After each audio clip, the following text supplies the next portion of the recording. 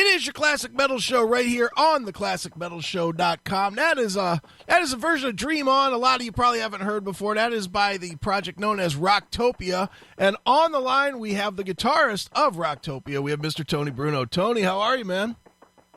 Good, Chris. I'm doing well. How about yourself? Excellent, man. Now, Tony, I'm going to start right off by telling you, I am not versed very well at any sort of theater type stuff. I don't know I've been to one musical in my entire life. I guess maybe two if you count TSO, which is what I'm thinking Rocktopia is sort of in the vein of. But maybe a good place to start would be to have you kind of give us a roundabout look at what Rocktopia is. Okay, well, just to quickly say, you're probably not in a small group. I don't know a lot of metalheads who are in the theater. Right. So, anyway, Rocktopia for me is really the best way to describe it is it's an attempt at exposing what the masters of the classical world were, and synonymous with the masters of the heavy rock world and classic rock world, meaning. People think of these guys like Mozart and Beethoven as these old fogies who did old stuff, but they were just as crazy as Page and Plant and all the guys who were debaucherous in their time. And when you look at their histories and stuff, they were inspired by the same things. Let's keep it that to write music as metal people were. So like when you hear the songs, you realize, oh my God, these guys were going for this. It's a couple of hundred years before, Dream On was written, and they were going for this. It's a very similar thing. So I think the show exposes similarities between these writers and these masters. No doubt. Now, how do you, a metalhead and a guy that has been in, has obviously been in bands that were, a little debaucherous and and wild. How do you end up in this project? Good question. It was probably more luck than anything, but my name was just thrown into a hat, and I actually had to go down for an audition. I don't think I've ever done an audition in my life, so it was a little freaky, and there was actually no band at the audition. I was playing to these mock-ups of what was going to be the actual orchestration. Mm-hmm. So, so I went there, I'm like, well, you know what, I'm just going to do what I do. I'm going to go on stage and just rock my ass off, and they either get it or they don't get it, but I'm not going to try and be this classical guy, and they loved it. Okay. Because it just seems to me almost like, and again, it could just be perception, but it almost seems like they'd be looking for clean cut, guy, and then in strolls rock guy, and it'd be like, well, okay, what are we doing here, Yeah, I think really what they were looking for was the opposite of that. I think they were looking for, hold on a second, I can make sure I don't get off the wrong, lebanese. I think they were looking for somebody to, the show is not supposed to be anywhere near, karaoke or a cover band, right? So you got to take someone not only who can play these songs, but can add metal stuff to the classical songs. So what I did when I got in is I started literally injecting my style of playing into some of the cello lines and some of the violin lines. And let's rock this part of the song too, even though it's not one of the rock, classic rock songs. Why shouldn't this part, lift up like a heavy rock song would do? So I think they really wanted somebody who was going to dirty up the clean stuff. Okay. And legitimize, and be legit with the rock stuff. Right. Now, from listening to some of the stuff online and watching some of the YouTube stuff, Rocktopia is a very diverse musical project. I mean, it's some of the ways that you guys infuse classical music with some rock stuff. I imagine that's challenging. Is that challenging for you as a musician to kind of fuse the two together without overplaying or underplaying or any of those factors? It is. I'll tell you what the most challenging part is, and a lot of people don't think about this until you're in the room. We've got 5 singers. So there's parts of these songs that in the context of when they were originally played that were rocked out. You know, I mean, quite honestly, not a lot of metal bands had dynamics. Right. It was like hit the ground from side, you know what I mean? The song was the same volume from top to bottom. But bands like Zeppelin did. They had their sweet spots where they would bring shit down. So I kind of follow that template, the Jimmy Page mentality of like how he used to layer guitars, and when the vocals are singing, instead of us all fighting for this, you know, this energy because it's supposed to be an energetic part, I'm like, well, how about we let the vocals carry the energy here? How about if the band plays with intensity, but not intensity meaning volume and distorted sound? This way, when the next section comes in, it's a big kick in the ass. That was the hardest thing to get used to, was that how to keep it, you know, like full and balls, but at the same time not be stepping up the vocalist all the time. Sure. Now this is one place that I may sound immensely stupid when I ask this, but I'm just going to ask. I have to imagine that one of the biggest changes for a guy like you that has played with, you know, with bands and with projects is the actual presence on stage, because it just seems like it's, you know, the stage positioning or playing right on a specific cue, or, you know, your actual presence has to change. It's not just a do your own thing anymore. It's very much a, you know, be here for this and hit this exact note, you know, to start at an exact time. How difficult is that, or was that for you, or does that even exist with Rocktopia? It's a little of both. It exists with Rocktopia. They wanted a lot more of it to exist where I'm concerned. Okay. But I just am who I am, and I just started, like, you know, feeling like my experience of playing. I look over, I'm like, I need to be next to that person right now and rock it out. And they kind of had a tail of some stuff because it looked good and it looked real. You know, I think they were worried about it looking too scripted. And so when you just sort of do your own thing, and you've got somebody to say, dude, that looks great. It's not what we had in mind, but do more of that. And then, oh, you know what, that's a little too much. Maybe you should be in your own world on this one. But I just, you know, like I could never be in something where I had to be scripted the whole time. But, you know, there are a few marks that I do have to hit, or I might get hit in the head with a light boom or something. Right. No doubt, man. Now, Tony, explain Broadway a little bit to me, in the sense that, you know, I mean, I get the concept of, you know, you play X number of shows, and it's usually like 20 or 30 or 50 or even longer if the show is highly successful. But I've never understood, where does that audience come from? Is it local people? Is it traveling people? Is it people that see the same production because they're huge theater people 20 times? I mean, what is it that makes up a strong run on Broadway? I think it's mostly traveling people.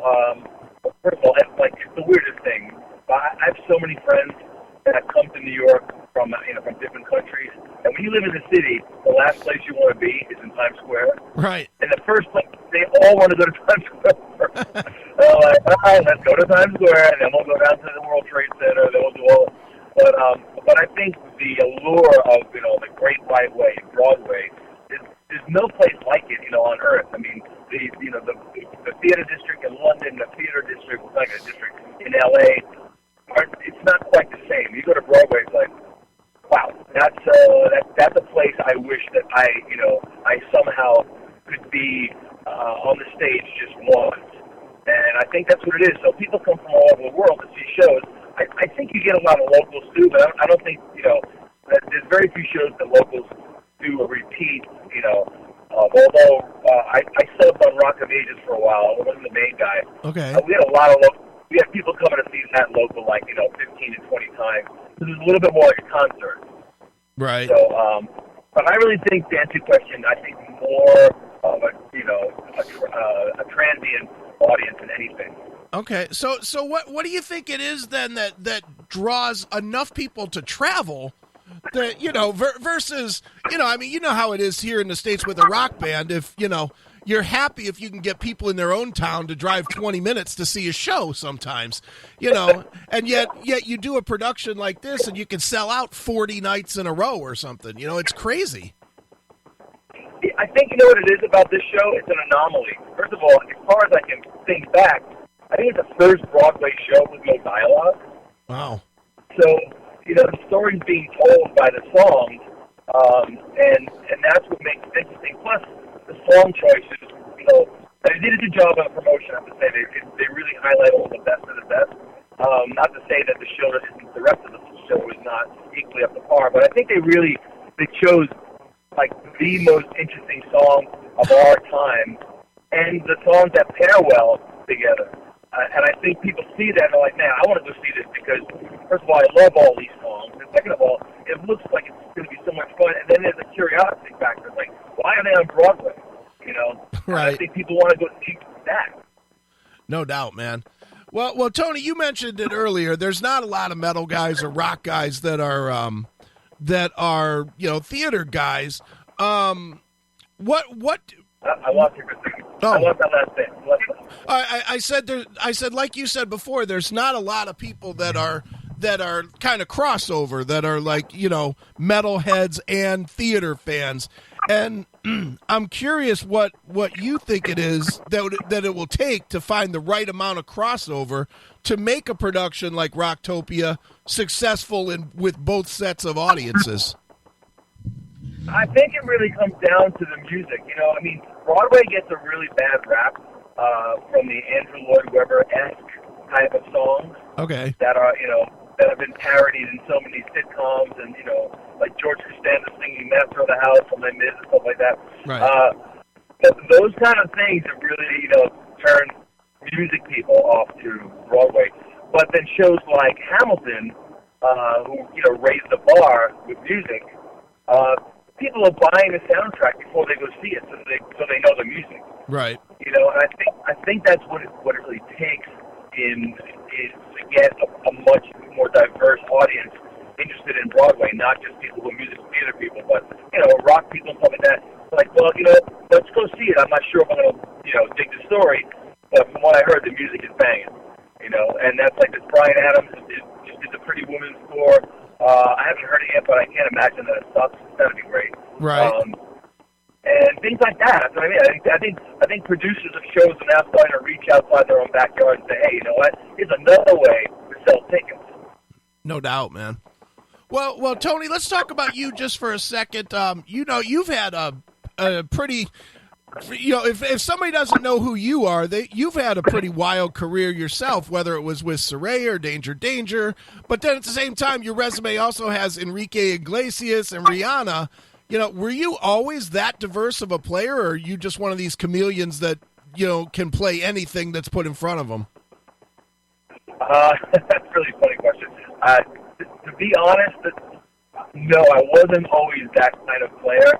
And I just, after I finished playing with Joan Jett, I got hired to produce a record for this German artist, Nena, the 99 Luftballons. Yeah.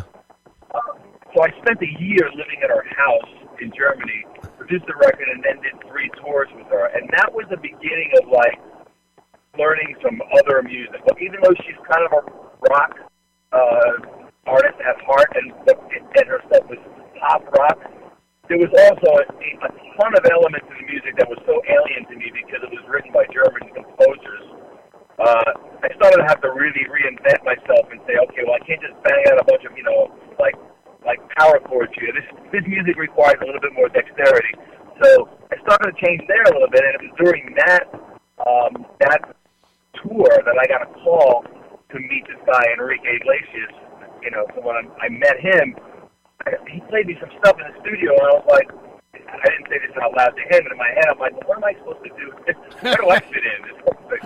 Right. But I really liked him, and I thought he was a super cool guy, and I just said yes because it's in my nature to say, you know what, there's nothing I can't do. It's just going to take a lot of work, and that was a major turning point, like being able to not only play in his band but to MD it and start to understand how the real pop world works, and then from there it was very easy to transition to Rihanna because even though there's a lot of urban influences in Rihanna stuff, I was already past the point of just being a rock musician. Right. Does doing that, and as I'm assuming you're still kind of more of a metal guy at heart. does doing that leave you satisfied, satisfied as a player? Just because, and I'm not saying that it's easier to do that stuff, but I imagine that it's easier to learn to do that stuff. It is, but I will say, not so much with Enrique, but I kind of went with murder with Rihanna because she's kind of a metalhead at heart. And Okay. I'm saying that on the air so that people know it. I wish more people knew it. Like, when we first met, my standard question as an MD is I ask people, your Desert Island top 3 records. Right. And 2 of her records were, Linkin Park, Hybrid Theory. All right. And Paramore. All we know is, what's the name of the title of the record? All we know is nothing. I was just like, really? And she's like, oh, I love this. I'm like, okay, we're going to have some fun. So I was allowed to do a lot of stuff with her songs that were, look, after I stopped playing, I pulled myself out of the band. I was able to hire Nuno Bettencourt to do that. Right. So that's where it went. I was like, man, she wants to rock. I'll give her a rock. No doubt, man. Well, Tony, let's kind of get to a good point to kind of wrap this up. What does the future hold for Rocktopia and your involvement in it? I think the future, my involvement to answer part B, is they've allowed me to be more involved as an arranger / composer. So I do the 2 new numbers that are in the show. So I think that their long-term plan is to try and do like maybe 4 times a year what we're doing now, maybe 2 tours and maybe 2 installments. Like maybe go to the UK, maybe go to London for 6 weeks and do this. So that it's not so much of traveling as much, but people getting in 6 weeks and sell tickets and have people see the best of it, and not a bunch of people that they've been on the road for 8 months. Right. Do you see it maybe in the same pattern as like a TSO? Not exactly. I really think that the pattern of this is going to be more like, let's stretch out every 2.0 of this has to be radically different than 1.0. Okay. I think the plan is to really make sure we reinvent ourselves to a certain degree every time out. Okay, and do you ever see a time where there'll be actual new creative music integrated in with the songs that most people would recognize? I would hope so. We're actually working on that now. You meaning like original? Yeah. Right. Yeah. So we're actually working on that now on the 2 new songs where it's like, okay, instead of going back to Strauss in this one, why don't we come up with our own transition from this song to the next song?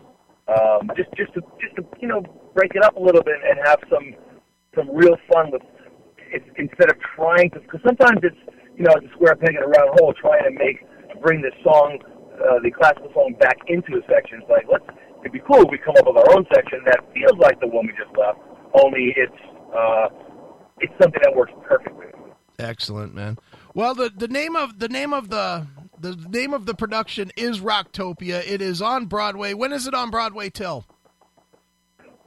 We are on until the 29th of April, I believe, is our last night.